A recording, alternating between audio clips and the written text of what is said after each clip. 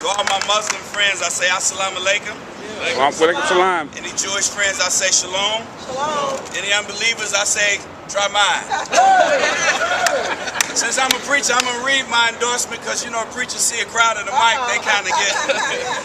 But as a minister of the Christian gospel and a pastor of a local congregation in Brooklyn, I want to offer my personal endorsement of the Freedom Party and my brother, Councilman Charles Barron, for governor.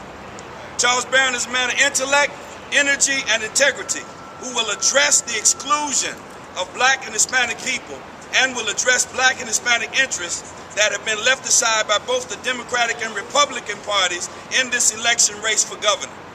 Councilman Charles Barron will also stop the dangerous and immoral tendency of state government to cut services for middle class, working people, and the poor while giving subsidies and tax breaks to the rich. As a minister of the gospel, I say this is undemocratic and is sinful and immoral. Some say Charles Barron is extreme. But what is more extreme than government officials who refuse to work with a governor because he is black? Some say Charles Barron is racist. But what is more racist than a state government that does more to build prisons than it does to finance inner city schools in New York City? Some say Charles Barron cannot win. But though someone said we could never have a black president, and we do. And we say for the Freedom Party, as the Freedom Party, that when it comes to a black governor, we can. We will.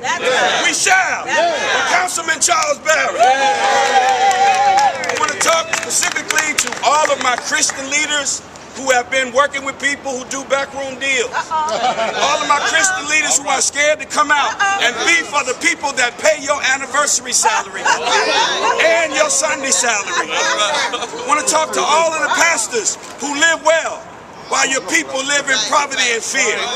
I want to talk to you. It's time for all of us to look for a new direction that will be extreme in keeping our children out of jail, keeping our children from murdering each other, keeping our boys from believing their only inevitable career is that of a drug dealer. It's time for us to build an anti-racist diversity by having enough faith in the God we proclaim to challenge those whose current prevailing practice is justice for some.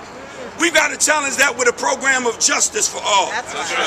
If the forces of racism, bigotry, and Confederate principles, many of whom I'm ashamed to say are Christian, like I am, if they can build tea parties that affect political power throughout this entire nation, then who can tell us not to build a freedom party, to look out for those ignored, for those locked out, and for those unrepresented in the entire state of New York?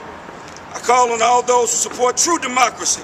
And you all know, when it comes to true democracy, it's the sons and daughters of slaves who often are the best teachers, not the George Bushes and sometimes not the Bill Clintons who have destroyed and destroyed this whole world.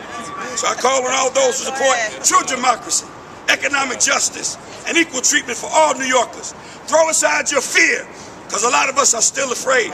Stop supporting candidates and parties who refuse to stand up for you.